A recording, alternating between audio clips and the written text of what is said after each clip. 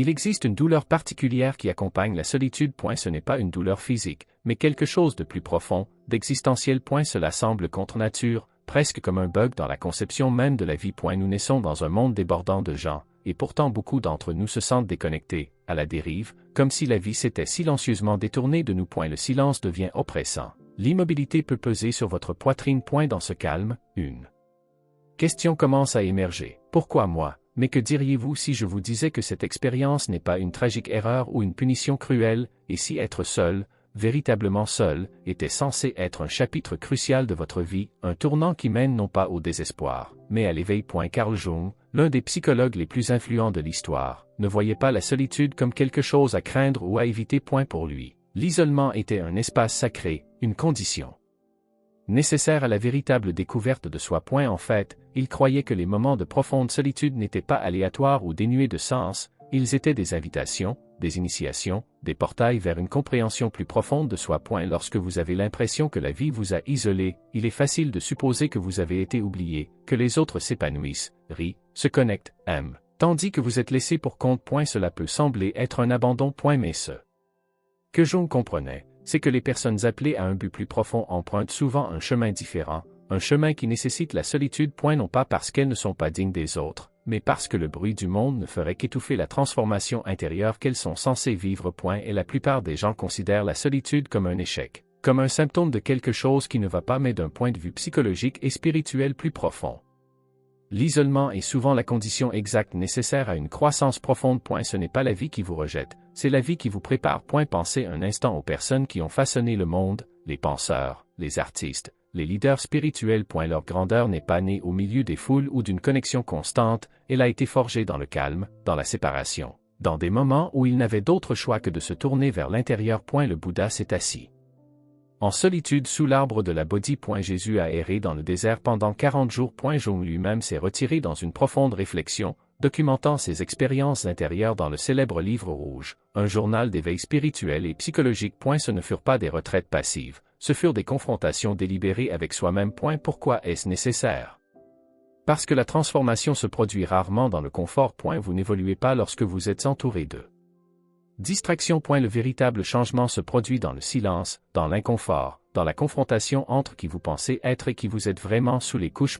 Et si vous vous trouvez dans une saison d'isolement, considérez ceci, peut-être que vous êtes préparé à quelque chose qui ne peut être découvert qu'en l'absence de bruit, quelque chose de puissant et d'unique à vous. Mais voici la vérité. La plupart des gens ne passeront pas à travers cela. Ils ne tiendront PAS. Et la solitude.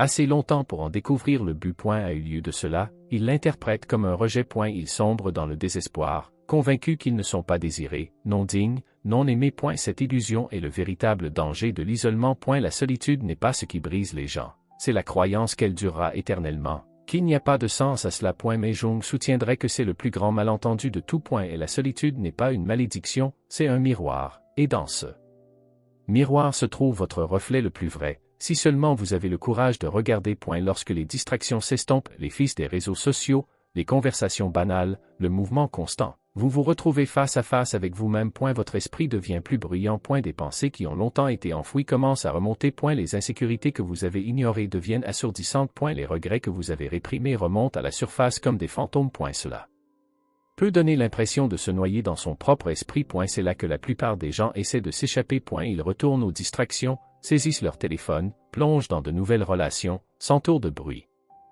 Mais ceux qui restent, qui demeurent dans ce silence et affrontent ce qu'ils ont évité, commencent un voyage que Jung appelait l'individuation. L'individuation est le processus de devenir pleinement soi-même, non pas la version de vous qui a été façonnée par les attentes, par la culture, par la famille, mais le soi brut et authentique enfoui sous tout cela. Ce n'est pas un processus confortable. En fait, cela peut être agonisant, mais c'est nécessaire. Et la plupart des gens vivent comme des fragments. Leurs identités sont empruntées, façonnées par ce que les autres veulent, par ce que la société dit qu'ils devraient être. Mais dans la solitude, ces influences tombent. Ce qui reste, c'est le vous non filtré, et cela est à la fois terrifiant et libérateur.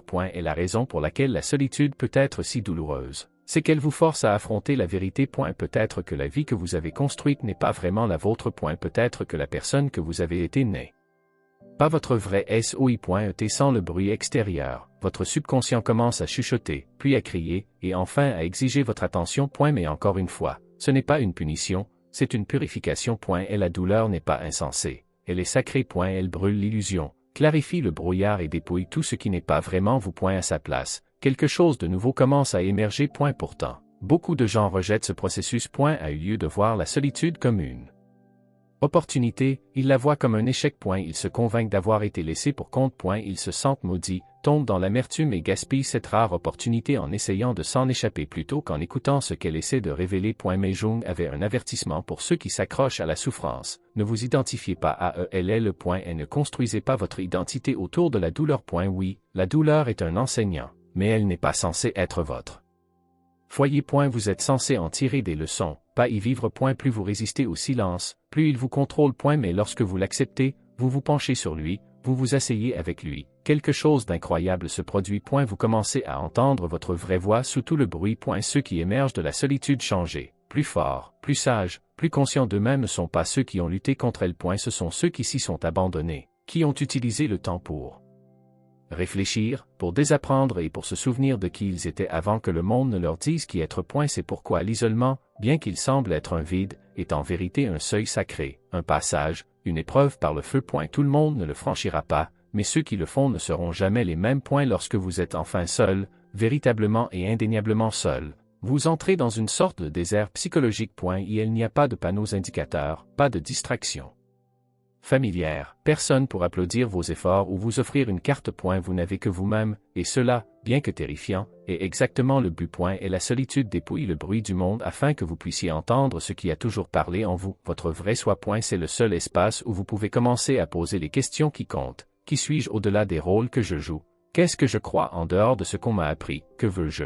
Non seulement pour survivre mais pour donner un sens à ma vie. Carl Jung croyait que l'esprit inconscient, le réservoir caché de nos désirs, peurs, instincts et vérités oubliées, devient plus accessible lorsque nous sommes éloignés de l'influence extérieure. Dans le calme, l'inconscient s'exprime plus clairement, non pas en mots mais en sentiments, rêves, souvenirs et aperçus soudains qui semblent surgir de nulle part. Ce ne sont pas des coïncidences, ce sont des messages, des indices de votre moi plus profond. Dans la société, nous sommes souvent encouragés à continuer à avancer, à rester occupés, à éviter l'inconfort de l'immobilité. Mais la véritable transformation exige que vous vous arrêtiez, que vous fassiez une pause, que vous ressentiez et que vous écoutiez, même lorsque ce que vous entendez vous effraie. C'est l'alchimie de la solitude, le processus lent et mystérieux de transformer le silence en identité. Ce n'est pas immédiat. Cela ne se produit pas en une seule épiphanie. Cela se déroule progressivement. Comme une graine poussant à travers le sol. D'abord, il y a l'obscurité, puis la pression, puis quelque chose s'agite, quelque chose commence à croître. Mais cela nécessite votre coopération. Et si vous luttez contre la solitude, si vous l'engourdissez ou fuyez, la transformation ne peut pas se produire. Vous restez coincé dans une boucle, répétant d'anciens schémas, vous accrochant à des identités superficielles, effrayé de faire face à la profondeur de qui vous êtes vraiment. L'idée de Jung sur le travail de l'ombre devient essentielle ici. L'ombre est tout ce que nous avons repoussé en nous-mêmes, des traits que nous n'aimons pas, des émotions que nous réprimons, des vérités que nous prétendons ne pas connaître. Ces parties de nous ne disparaissent pas, elles attendent dans l'obscurité. Et lorsque nous entrons en solitude, l'ombre fait un pas en avant. Vous pourriez ressentir de la colère que vous ne saviez pas que vous reteniez, de la tristesse que vous avez gardée enfermée pendant des années, de la culpabilité, de l'envie, de la peur. Cela peut être accablant, mais Jung a enseigné que l'intégration de l'ombre, faire la paix avec ses parties au lieu de les nier, est la clé de la plénitude. Ainsi, la solitude, si elle est embrassée avec courage, devient l'arène où cette intégration a lieu. Vous commencez à vous réapproprier, morceau par morceau, douloureusement, puissamment.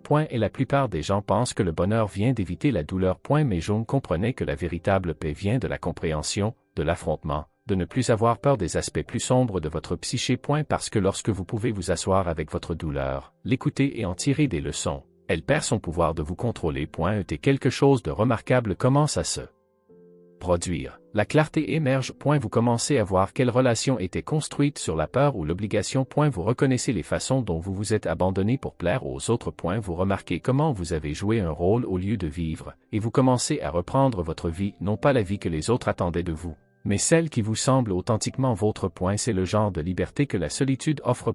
Elle ne vient pas rapidement, elle ne vient pas facilement, mais elle vient honnêtement. Dans cet espace silencieux, vous pouvez redécouvrir des passions qui vous enflammaient autrefois avant que le monde ne vous dise qu'elles n'étaient pas pratiques. Vous pouvez entendre votre enfant intérieur, non pas celui qui est blessé, mais celui qui est curieux, joueur, créatif, chuchoter à nouveau. Vous pouvez vous souvenir de rêves que vous avez laissés derrière parce qu'ils ne correspondaient pas au moule, et soudain ces rêves ne semblent plus si impossibles. Ils semblent nécessaires.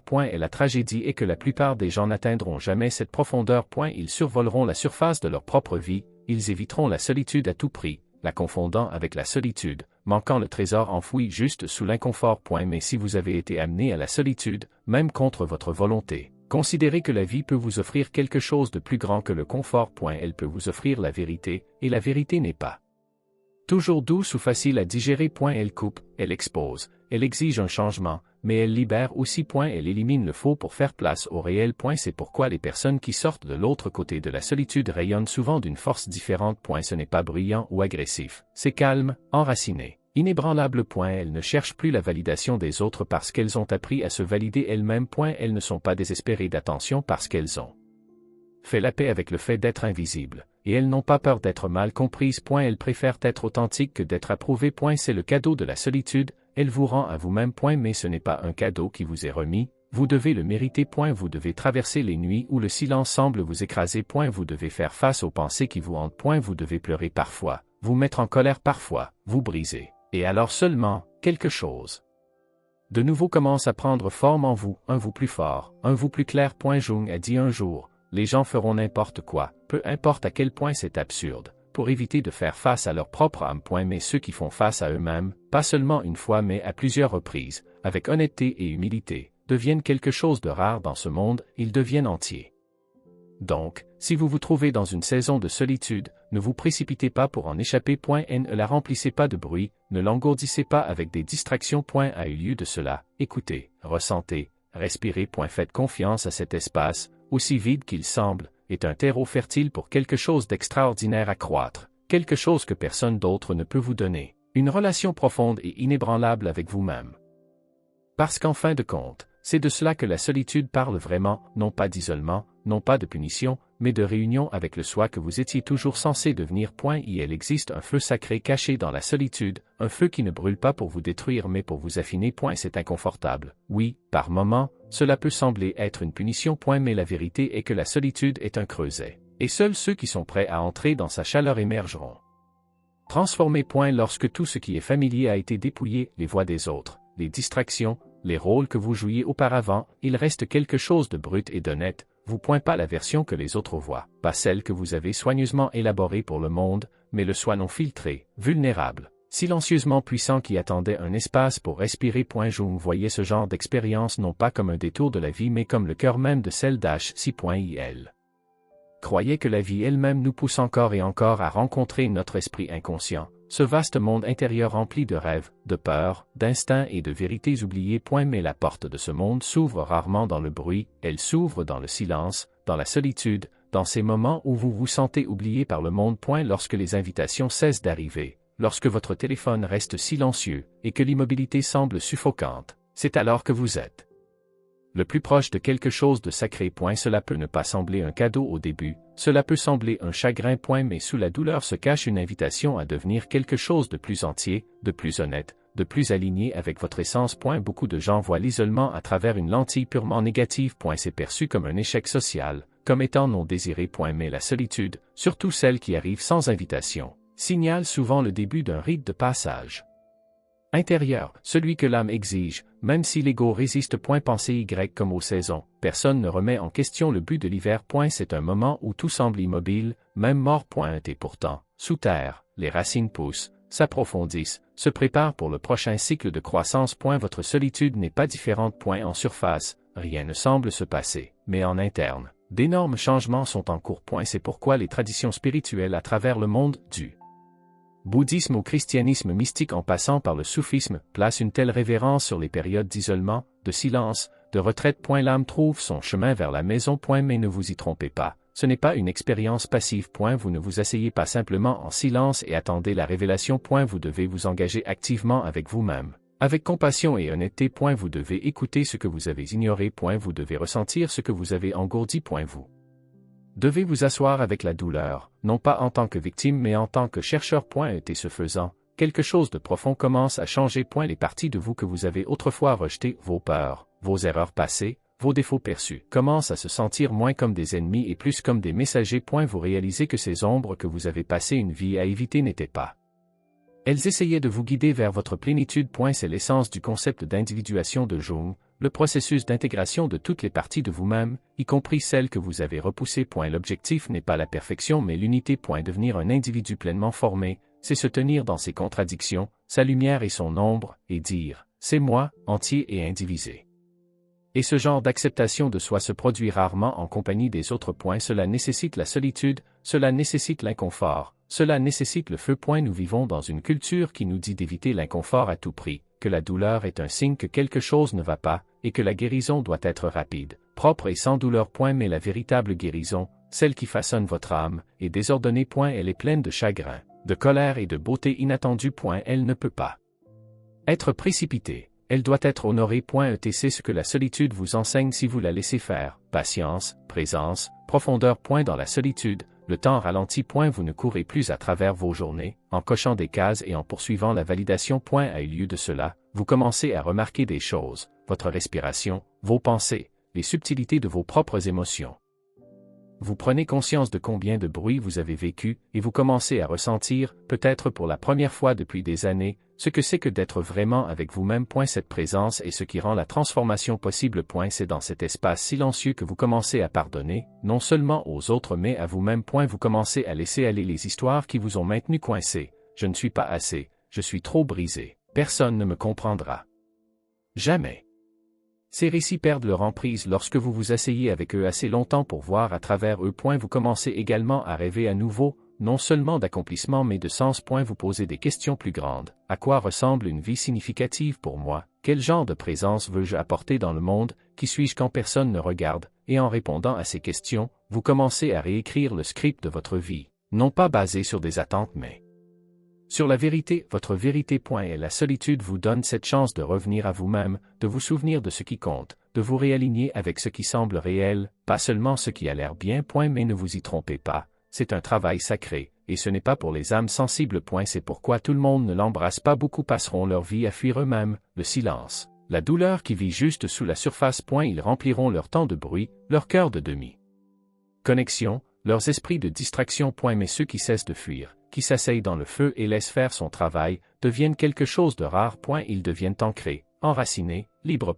Ils ne sont pas parfaits, ils ressentent encore de la douleur, ils aspirent encore à la connexion. Mais ils portent quelque chose que les autres n'ont pas. Une profonde stabilité intérieure n'est non pas de l'évitement des difficultés de la vie mais du fait de les traverser avec des yeux ouverts et un cœur prêt. C'est l'alchimie de la solitude, non pas une punition mais un passage, un dépouillement du faux. Un raffinement de l'âme, et une fois que vous l'avez traversé, vous portez la sagesse du feu. Vous devenez un phare, stable, silencieux et indéniablement vivant. Et il arrive un moment, souvent subtil, rarement bruyant, où la saison de la solitude commence à changer. Vous ne le remarquerez peut-être pas tout de suite. Et il n'y a pas de tonnerre, pas d'ange chuchotant que vous avez terminé votre travail intérieur, mais vous le ressentez tranquillement. Quelque chose a changé en vous. Le silence qui semblait autrefois suffocant semble maintenant sacré. Et la solitude qui faisait autrefois mal semble maintenant être la paix. Vous avez traversé le feu. Mais que se passe-t-il ensuite? Beaucoup de gens supposent qu'une fois que vous avez fait face à vous-même dans la solitude, vous retournez simplement au monde comme avant,